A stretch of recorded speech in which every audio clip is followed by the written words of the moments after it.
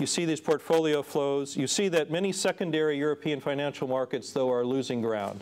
London will probably maintain its position, but Paris, Frankfurt, Zurich, other ones are losing their position.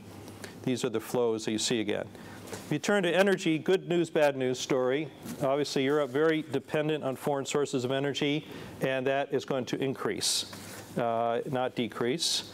And it has, particularly in traditional energy sources, it has to figure out how it's going to deal with this dependency. On the other hand, it is a leader in energy efficiency. It uses EU companies use only about half as much energy per unit of output as American companies, twice as efficient, and better than the Japanese, which pride themselves on their energy efficiency. So Europe is not in a bad position to lead in this area. And ultimately, I would argue our biggest challenge, the biggest idea that we face is in a world of 7 billion people in which everyone's basing their growth on intensive and extensive uses of energy.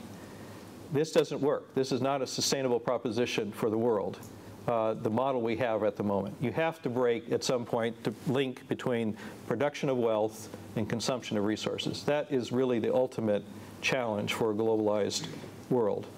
And that's not something we're going to solve tomorrow, but it's something we have to solve. And the EU, frankly, is not in a bad position to take leadership in that area. I do some charts, which I won't go into in detail here, on some of the renewables. They're not significant in terms of overall economic impact yet, but of course that's where you develop. So I'm going to just skip through those. You have those maps in your. Here's the biofuel one, just to dwell on that for a second. That's the one that kind of stands out. The story there is, Brazil, that's all Brazil. Brazil and the United States, ethanol producers, U.S. corn ethanol, Brazil sugarcane, versus the EU, which is biodiesel. And which form of biofuels actually, prevails, or how do you develop both at the same time? And because it's agriculture, there are a lot of barriers to this trade. That Brazil arrow would be multiple times bigger if there weren't so many EU barriers to it. The Brazilians would be importing, I think, much more. And of course, on the other hand, there are a lot of subsidies to producers. And so that's also a problem. So I think part of the Doha round deals with this, and it's a big issue for the future. The weakness I think the EU really critically has to face is people. This is absolutely the Achilles heel, and it's quite shocking almost. It's an aging, shrinking population, net importer of labor. It's going to it already is affecting EU growth possibilities. It's exacerbating the gaps in labor demand and supply. Despite the commitment to free movement of labor, it's still fragmented. Europe simply would have to double its immigration rates to keep its population decline from continuing. It would have to triple it to maintain the sizes of working population as it is now. And it would have to quintuple it 5 times to maintain the relationship of workers to elderly that it has today. This is a stunning kind of challenge for Europe, and it is failing at meeting that challenge.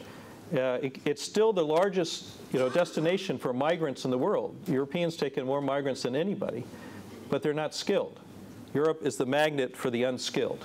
85% unskilled labor in the world floating around comes to the EU.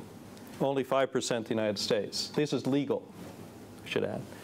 55% of the skilled labor comes to the United States and only 5% to the EU. I think that bears some reflection and is something Europe is going to have to think about. You see the migrant flows. You also see where Europeans, when they decide to leave Europe, where they go. Those are outflows of Europeans to the rest of the world.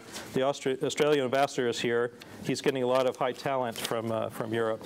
The last point is about ideas and innovation. Europe is a knowledge economy. Continuing innovation is going to be essential to Europe, and it has to continue. It's an overall phenomenon. In the 1950s in manufacturing, traditional manufacturing, the knowledge piece of manufacturing is only about 20%.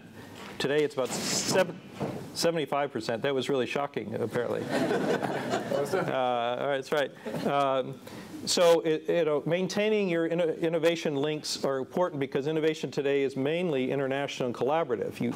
You want to connect now and tap ideas elsewhere because companies find that extra slice of knowledge, it turns into an extra slice of profit.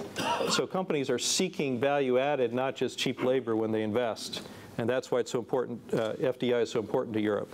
And he said, again, you see this interconnection. U.S. companies, almost 3/4 of all foreign R&D in the EU, and vice versa the same for the United States. When you look at the EU, it's a diverse picture. You have world leaders, and you have a lot of laggards. And the EU is in risk of getting squeezed between world-class competitors, innovators, U.S. and Japan, and the rising innovators that are now competing at or even better than some EU member states. So the EU, again, strong position, but it is at risk of losing that position and being eclipsed by others because it has failed to invest in the types of innovation it needs. This shows you the expenditures of different countries kind of on a line there. In terms of the circles are mainly the absolute size of investment, public and private. We put in the chart and the book explains that a bit more. So to come to the conclusion, again, the point, the reset is underway, but it's not here yet. A lot of strengths that Europeans have, which they could utilize to reposition themselves if they use their time. 2020 is not a bureaucratic exercise. 2020 is the closing window for the EU to reposition itself in the global economy. It needs to, of course, get the recovery right, but it has to boost its productivity.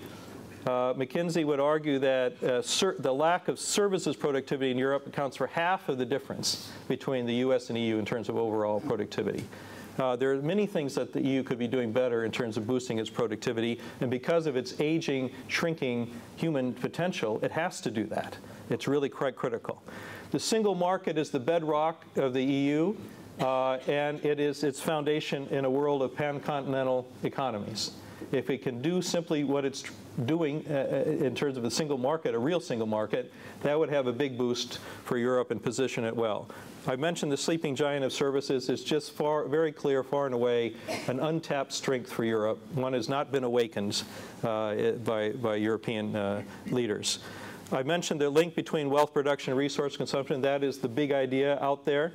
It has to happen at some point, or this is not a sustainable proposition, globalization. And the EU is well positioned, but it has to focus. Innovation, I mentioned. Power of the people is to think about a European talent strategy. How do you attract and integrate high-skilled workers from abroad? How do you do skills training for indigenous workers?